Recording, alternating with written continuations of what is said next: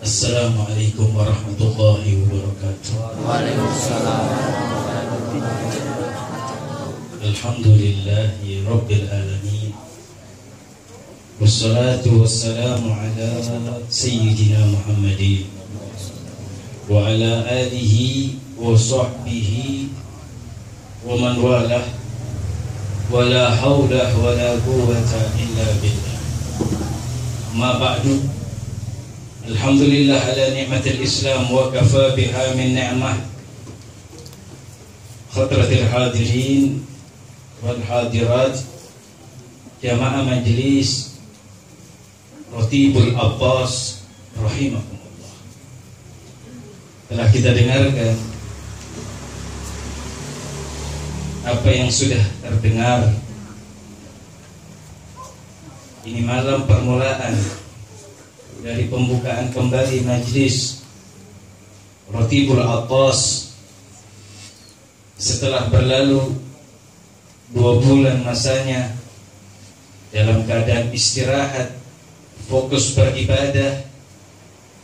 Maka setelah Idul Fitri di bulan Zulqa'dah, Al-Fakir mengucapkan kepada antum semuanya, Idukum sa'id, Idukumul mubarak, taqabbalallahu minna wa minkum jami'il a'mali shalihat.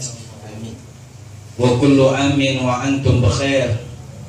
Wa asallaha yu'idu alaina wa alaikum Ramadan sinin ba'da sinin wa a'waman ba'da a'wam ala ma yuhibbu rabbuna wa yarda dzul jalali wal ikram. Saya mengucapkan kepada antum semuanya, semoga Allah Subhanahu wa ta'ala menerima amal ibadah keseluruhan dari ibadah kita. Amin. Dan menjadikan tahun kalian ini adalah tahun yang berbahagia, dan dijadikan kita, aku dan kalian, orang-orang yang sukses dan kembali kepada fitrahnya. Dan semoga Allah Subhanahu wa ta'ala mengulang Ramadan dari tahun demi tahun, dari masa demi masa, dalam keadaan dicintai dan diridhoi oleh Allah Subhanahu wa ta'ala. Dan kita dengarkan pula apa yang disebutkan oleh Sahibul Bait Kiai Haji Hashim, yang berbangga dengan kegiatan kepengurusan Majlis Ratibul Abbas, yang mudah-mudahan Allah Subhanahu wa ta'ala berkahi keluarga besar beliau, terkhusus kepada ibunda tercinta Ibu Hajah Tum yang telah wafat. Mudah-mudahan barakah dari majlis ini, yang tentunya perkara yang tidak tertolak akan keberkahannya ada, kita hadiahkan kepada alam kuburnya, agar Allah Subhanahu wa ta'ala bahagiakan di sana. Allah Subhanahu wa ta'ala limpahkan kenikmatan di sana. Allah Subhanahu wa ta'ala pertemukan dengan nabinya di sana, dan pertemukan dengan pemimpin tertingginya Fatimah Zahra Al-Batul. Amin amin ya rabbal alamin. Ini hari pembukaan majelis. Di malam yang mulia semacam ini, kita dididik untuk menjadi umat Nabi Muhammad SAW. Adanya majelis taklim adalah pendidikan kepada kita bagaimana jangan menyepelekan Allah dan jangan menyepelekan Rasulullah SAW. Maka sungguh amat merugi seorang yang menyepelekan agama Allah dalam makna menggampangkan syariat Rasulullah, dalam makna menggampangkan sunnah Rasulullah SAW. Maka golongan orang-orang yang semacam itu tentu dikhawatirkan semakin jauh dari kasih sayang Allah, tentu dikhawatirkan semakin jauh dari keridhaan Allah Subhanahu wa ta'ala. Qaum min qablina, kelompok kaum sebelum kita, mereka orang-orang yang tak terlintas dalam pikiran mereka untuk meremehkan syariat Rasulullah. Mereka orang-orang yang tidak menyepelekan sunnah Rasulullah SAW. Bahkan berapa banyak mereka yang menyempurnakan sunnah Rasulullah sampai mengkaji kitab hingga untuk mengikuti bagaimana sunnah-sunnahnya Rasulullah SAW. Sayyidina Abu Bakar As-Siddiq bertanya kepada anaknya, apakah aku sudah mengikuti Rasulullah secara keseluruhan? Sayyidina Aisyah mengatakan, semuanya sudah wahai ayah, kecuali satu sunnah yang Rasulullah lakukan mendekati penghujung hayatnya. Keluar ke kota Madinah, keluar dari kota Madinah menuju salah satu pemukiman, terdapat sosok Yahudi yang disuapi oleh Rasulullah dengan tangan sucinya dalam keadaan mencaci dan memaki Rasulullah SAW. Seketika Rasulullah dalam keadaan akhlak yang semacam itu tidak pernah menuturkan kalimat sedikit. Mendengar sunnah Rasulullah itu belum dilakukan, Sayyidina Abu Bakar Siddiq bergegas melaksanakan. Begitulah keadaan kaum sebelum kita. Bahkan guru mulia Al-Habib Umar bin Muhammad bin Salim bin Habib di dalam mengikuti Rasulullah sallallahu alaihi wasallam begitu indahnya, begitu agungnya, hingga siapapun yang melihat beliau, dari akhlak beliau, dari tingkah laku beliau, hingga mendapatkan kalimat dari lisan-lisan yang menyaksikan itu semuanya, sunnatun mutaharrikatun fil ard. Sunnatun mutaharrikatun fil ard. Tingkah laku Habib Umar adalah sunnah Rasulullah yang berjalan di atas muka bumi. Kesempurnaan sunnah Rasulullah. Beliau enggak gampang kan? Beliau enggak remeh kan? Beliau tidak melecehkan sunnah Rasulullah hingga tampak pada diri beliau ketika melihat beliau imma zakarallah wa imma zakar Rasul. Ketika kita melihat Rasulullah sallallahu alaihi wasallam akan membawa kita kepada Allah, pun sudah mulai tampak juga pada diri Al-Habib Umar. Kalau kita melihat beliau, jika tidak mengingat Allah, kita akan mengingat Rasulullah sallallahu alaihi wasallam. Lalu ada apa pada diri umat Nabi Muhammad sekarang ini menggampangkan dan menyepelehkan dari sunnah-sunnah Rasulullah sallallahu alaihi wasallam, dari adab-adab Rasulullah, daripada ajaran-ajaran Rasulullah? Berapa banyak golongan masa ini menggampangkan dan menyepelehkan daripada sunnah Rasulullah sallallahu alaihi wasallam dari perkara yang kecil. Berapa banyak orang memakai sendal dengan kaki kirinya terlebih dahulu? Bukankah sunnah Rasulullah dengan kaki kanan? Berapa banyak mereka yang masuk ke dalam masjid dengan tidak menggunakan kaki kanannya? Berapa banyak mereka yang masuk ke dalam kamar mandi menggunakan kaki kanannya? Berapa banyak sunnah-sunnah yang sepele yang telah ditinggalkan oleh umat Rasulullah? Bukankah dengan menggampangkan sunnah tersebut berarti menggampangkan Rasulullah? Bukankah dengan menyepelehkan sunnah tersebut berarti menyepelehkan Rasulullah sallallahu alaihi wasallam? Bukankah kita mengetahui bahwasanya Sayyidina Aisyah ketika ditanya bagaimana tingkah laku Rasulullah, bagaimana akhlak Rasulullah, apa yang dijawab oleh Sayyidatina Aisyah? Wa kana khuluquhul Qur'an. Akhlaknya Rasul adalah Al-Qur'an. Maknanya tidak ada sunnah yang dilakukan oleh Rasulullah, bahkan tidak ada ucapan yang terucap melalui lisan Rasulullah kecuali semua datangnya dari Allah Subhanahu wa taala. La yantikuna 'anil hawa in huwa illa wahyu yuha. Tidak mengucapkan suatu kalimat kecuali daripada wahyu Allah Subhanahu wa taala. Sedikit perkara yang kita perlu lihat, tercengang ketika menyaksikan dekat-dekat ini, bahkan dewasa ini, umat manusia menggampangkan masuk ke dalam rumah orang tanpa izin, tanpa mengucapkan salam. Bukan satu dua kali mata ini menyaksikan. Dan sungguh ketahuilah, izin masuk ke dalam rumah dan mengucapkan salam masuk ke dalam rumah begitu pentingnya dalam syariat Rasulullah hingga Allah turunkan wahyu. Bagaimana harus masuk ke dalam rumah seseorang yang bukan rumah kalian? Bagaimana meminta izin terlebih dahulu sebelum masuk ke rumah orang yang bukan rumah kalian? Allah turunkan wahyu menandakan begitu pentingnya syariat ini, begitu pentingnya akhlak ini. Ya ayyuhalladzina amanu la tadkhulu buyutan ghairu buyutikum hatta tasta'nisu wa tusallimu ala ahliha. Dzalikum khairul lakum la'allakum tadhkurun. La'allakum tatadzakkarun. Allah yang nyatakan, memuji kepada mereka yang melaksanakan syariat Rasulullah sallallahu alaihi wasallam. Ya ayyuhalladzina amanu, wahai kalian orang-orang yang beriman, la tadkhulu, jangan masuk buyutan ke dalam suatu rumah ghairu buyutikum, yang bukan rumah kalian, hatta tasta'nisu, sampai kalian mendapatkan izin, wa tusallimu ala ahliha, dan engkau mengucapkan salam kepada penghuni rumah tersebut. Dzalikum, itu bagi kalian khairun, lebih baik, la'allakum, agar kalian menjadi golongan tatadzakkarun, orang-orang yang mengingat. Al-Imam Abdurrahman Ad-Dibai dalam kitab Maulid Dibanya, beliau memberikan salah satu di antara doanya yang sebagian kita sudah menghafalnya. Allahumma ja'alna li na'maika syakirin wa li yawmil liqa'ika dzakirin. Ya Allah, jadikan kami terhadap nikmat-Mu bersyukur, dan jadikan kami terhadap perjumpaan denganmu zakirin, tergolong orang-orang yang berzikir.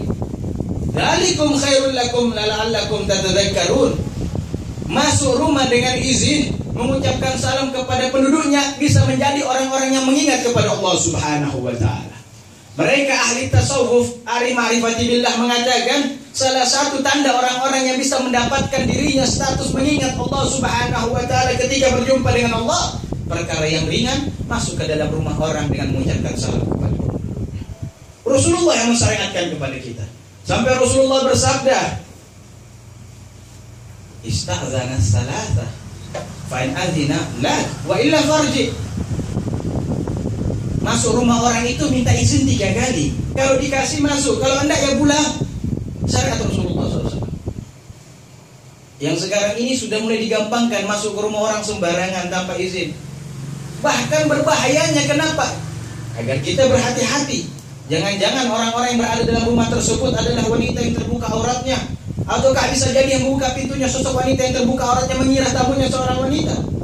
Maka itu Rasulullah bersabda, innama ju'ila ista'zana li ajlil basar. Sesungguhnya dijadikan izin untuk masuk ke dalam rumah sebagai syariat agar menjaga pandangan mata kita.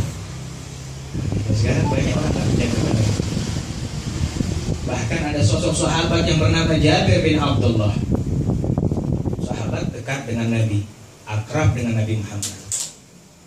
Bahkan salah satu sahabat yang riwayat hadisnya dimasukkan dalam kitab Maulid Sibtuturar oleh Habib Ali bin Muhammad Al-Habsyi, menjadi hadis gharib, menjadi hadis yang menakjubkan. Sahabat Jabir datang ke rumah Rasulullah, ataitu Nabiy sallallahu alaihi wa alihi wasallam, qadaftul baba faqala man dha faqultu ana faqala ana karih. Diriwayatkan dalam sebuah hadis, Sayyidina Jabir sahabat Rasulullah bin Abdullah datang ke rumah Rasulullah, mengetuk pintu. Ketika mengetuk pintu, Rasulullah menanyakan dari dalam rumahnya, siapa yang di luar? Sahabat Jabir menyangka dirinya sudah akrab bersama Rasulullah, dirinya sudah dekat dengan Rasulullah. Hanya mengucapkan, saya ya Rasul, saya yang datang. Karena tahu dirinya dikenal oleh Rasulullah. Maka Rasulullah dari dalam rumahnya mengatakan, saya. Seakan-akan Rasulullah tidak menyukai kalimat tersebut. Jika ditanya siapa, jawab. Ada akhlak sunnah Nabi Muhammad sallallahu alaihi wasallam, dan ucapkan salam. Sebagaimana sebuah riwayat datang dari Khildah bin Hambal, sahabat Rasulullah SAW. Datang ke rumah Rasulullah, anda mengucap salam, anda minta izin, langsung main masuk rumahnya Rasulullah.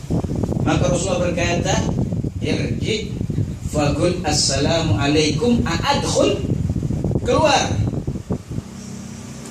Lalu ucapkanlah assalamualaikum dan katakanlah, apakah aku boleh masuk? Ada syariat Rasulullah. Yang sekarang sudah mulai digampangkan oleh umat manusia, ditinggalkan, baru masuk rumah sudah banyak meninggalkan syariat Rasulullah. Lihat bagaimana didikan kenabian Rasulullah. Ketika Sayyidatina Fatimah Zahra bintun Nabi, anak Rasulullah sallallahu alaihi wasallam, anak tercinta Rasulullah, pemimpin kaum wanita nanti di akhirat, sosok wanita yang dipuji-puji oleh Allah, sosok wanita yang dipuji-puji oleh Rasulullah. Bahkan beliaulah manusia pertama kali yang melewati Shiratal Mustaqim. Ketika hendak melewati Shiratal Mustaqim, yang mana Rasulullah telah menanti di ujung sebelah sana, di dekat pintu surganya Allah Subhanahu wa taala. Ketika Sayyidah Fatimah hendak melewati Shiratal Mustaqim, terdengar seruan, "Ghaddal bashar, tutup mata, tundukkan pundakmu. Inna Fatimah bintun Nabi la tamut." Sesungguhnya anak Rasulullah Fatimah bintun Nabi akan melewati. Perintah tutup mata di akhirat nanti, perintah untuk menundukkan badan nanti di akhirat. penghormatan kepada Fatimah Zahra al-Batul. Tapi lihat, dengan magam yang tinggi sedemikian rupanya, ketika ada seorang wanita dipuji oleh Rasulullah bahwasanya dia salah satu wanita yang masuk surga terlebih dahulu, maka Sayyidina Fatimah terburu-buru hendak menuju ke rumah wanita tersebut dengan membawa Sayyidina Hasan. Maka datang bertamu ke rumah wanita yang dipuji oleh Rasulullah. Diketoknya pintu lalu ditanya siapa yang di luar. Maka Sayyidina Fatimah menjawab, saya Fatimah bintun Nabi. Lalu dikatakan ada apa, saya hendak bersilaturahmi. Maka seorang wanita yang berada dalam rumah itu membuka sedikit dan begitu langsung ditutup karena kaget melihat ada Sayyidina Hasan. Masih kecil, belum balik, ditutup langsung pintunya. Wanita ini berkata, ya Fatimah bintun Nabi, wahai anak Rasulullah SAW, aku mengizinkan engkau untuk masuk karena engkau seorang wanita, namun aku belum meminta izin untuk anakmu seorang laki-laki. Suamiku keluar dan aku tidak mendapatkan izin. Datanglah besok hari lagi setelah aku mendapatkan izin. Apakah Sayyidina Fatimah mengatakan, aku ini Fatimah bintun Nabi, aku ini Fatimah anaknya Rasulullah, aku pemimpin kalian di akhirat? Enggak ngomong begitu Sayyidina Fatimah. Lalu berkata, ya khair, baik, pulang beliau. Lihat akhlaknya, minta izin terlebih dahulu. Ketika diberikan izin masuk dan ketika tidak diberikan izin beliau keluar. Akhlak tarbiyatun nabawiyah, didikan Nabi Muhammad diamalkan oleh diri Sayyidina Fatimah Zahra al-Batul. Bahkan sebelum Sayyidina Fatimah mengamalkan, Rasulullah terlebih dahulu mengamalkan. Kalau tadi itu didikan kenabian, maka lihat pada diri Rasulullah didikan ketuhanan. Bagaimana di malam Isra Mi'rajnya Rasulullah SAW? Rasulullah Isra Mi'raj bukan Rasulullah yang minta berjumpa dengan Allah. Bukan Rasulullah yang minta berjumpa mengangkat tangan, ya Allah aku kangen ingin berjumpa denganmu. Tidak. Bukankah Nabi yang lain kita mendengarkan mengharap pertemuan dengan Allah? Nabi Muhammad tidak meminta. Maka dari itu kalimat ayatnya, subhanallah alladzi asra bi abdihi, maha suci Allah yang memperjalankan, Allah yang memperjalankan Rasulullah. Maka itu ulama ahli sejarah sepakat bahwasanya ini adalah keinginan Allah memanggil Rasulullah. Rasulullah yang dipanggil oleh Allah. Tadi telah kita dengarkan bagaimana qasidah yang indah. Sebuah badui Arab datang ke depan Ka'bah lalu berkata, ya Karim, ya Karim. Di belakangnya Rasulullah lalu berkata juga, ya Karim. Menoleh ke belakang melihat, lalu pindah lagi ke rukun yang kedua. Berkata lagi seorang badui Arab ini, ya Karim, ya Karim. Rasulullah di belakang ikut juga kalimat ya Karim sampai berada di Hijr Ismail. Tetap mengatakan ya Karim, ya Karim. Rasulullah pun mengikut ya Karim. Maka laki-laki ini menengok kepada Rasulullah lalu berkata, apakah engkau meledekku, apakah engkau mengejekku? Jikalau bukan dengan kegantenganmu atau dengan kekarnya tubuhmu, aku akan mengadukanmu kepada Rasulullah SAW. Aku akan mengadukanmu kepada Rasulullah. Maka Rasulullah berkata, wahai seorang laki-laki, apakah engkau tidak mengenal nabimu? Apa yang dijawab? Aku belum berjumpa dengannya. Ketika aku datang ke kota Makkah untuk ibadah ini, aku pun belum bertemu dengannya. Maka Rasulullah mengatakan, ketahuilah aku adalah Rasulullah sallallahu alaihi wa alihi wasallam. Seketika ini pemuda badui tersenyum senang. Lalu Jibril turun bawa perintah dari Allah Subhanahu wa taala. Lihat ucapan Jibril, ya Rasul, ya Habibullah. Tadi kasidahnya tersebut, ya Habibullah, wahai kekasih Allah. Siapa yang memuji Rasulullah kekasih Allah? Apakah Jibril langsung? Hadza amr min rabbih. Itu perintah dari Tuhannya bahwasanya Rasulullah adalah kekasih Allah. Ya Habibullah, wahai kekasih Allah, sesungguhnya Allah Subhanahu wa taala mengucapkan salam kepadamu. Dan katakan kepada badui laki-laki tersebut, Allah Subhanahu wa taala akan memperhitungkan dosa-dosanya. Allah Subhanahu wa taala akan memperhitungkan dosa-dosanya. Maka Rasulullah menyampaikan kepada itu badui bahwasanya Allah akan memperhitungkan dosa-dosanya. Maka ini badui berkata, ya Rasulullah, ya Habibullah.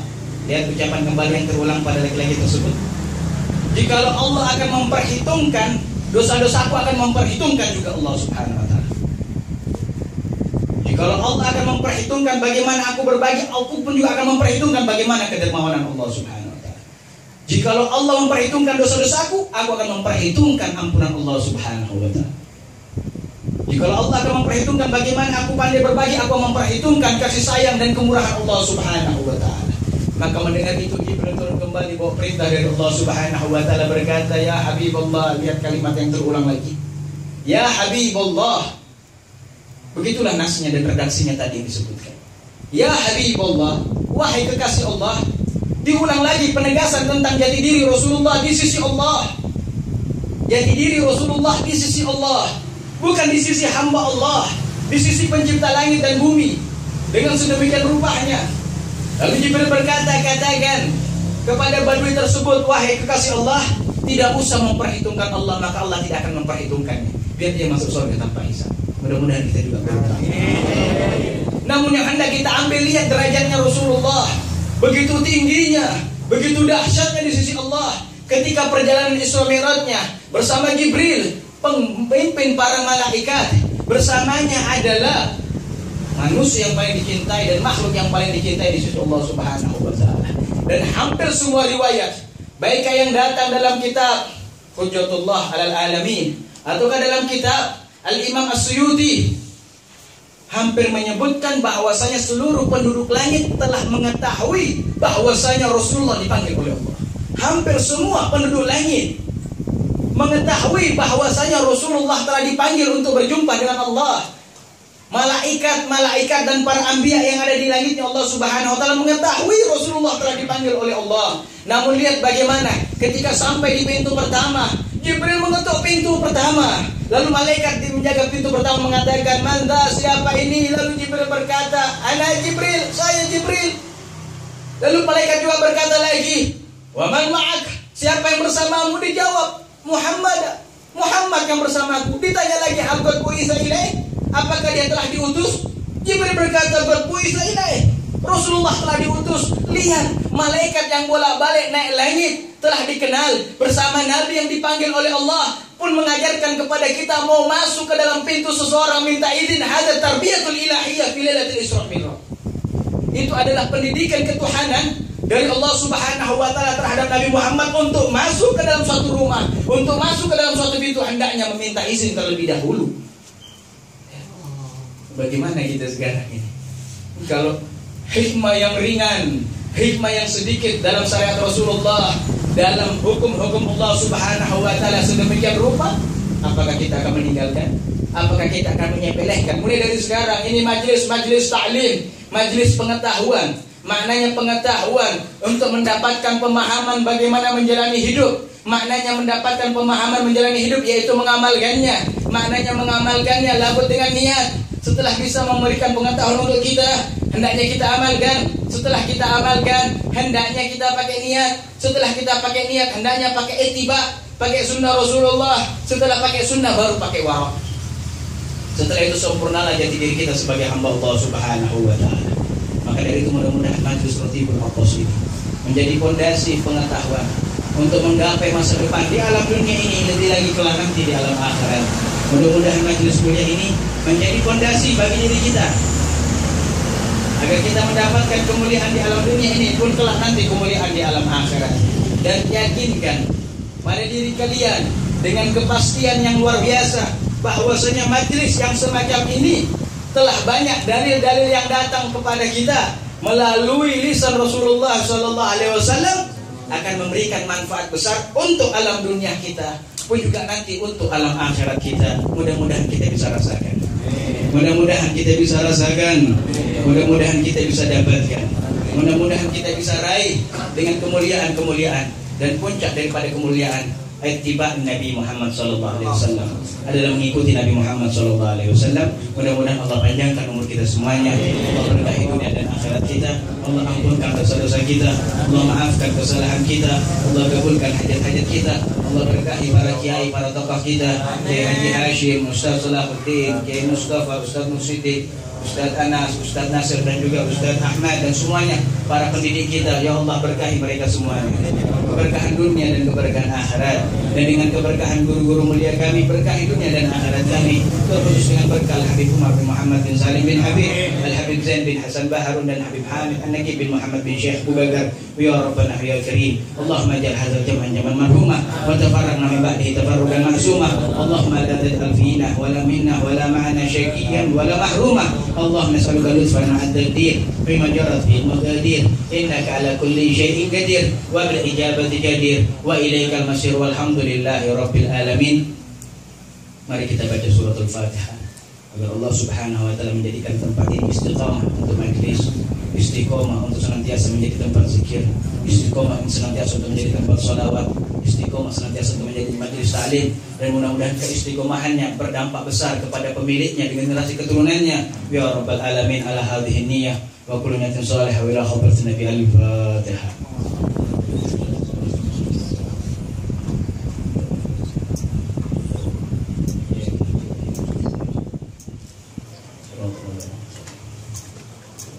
اللهم بحق الفاتحة ومعجزة الفاتحة وكرامة الفاتحة وسر الفاتحة ونور الفاتحة وبركة الذي أنزلت عليه الفاتحة أن تفتح بكل الخير وأن تجعلنا من أهل الخير وأن تعاملنا معاملة أهل الخير واختم أمورنا في خير ولطف وعافية وآخر دعوانا الحمد لله رب العالمين والسلام عليكم ورحمة الله وبركاته.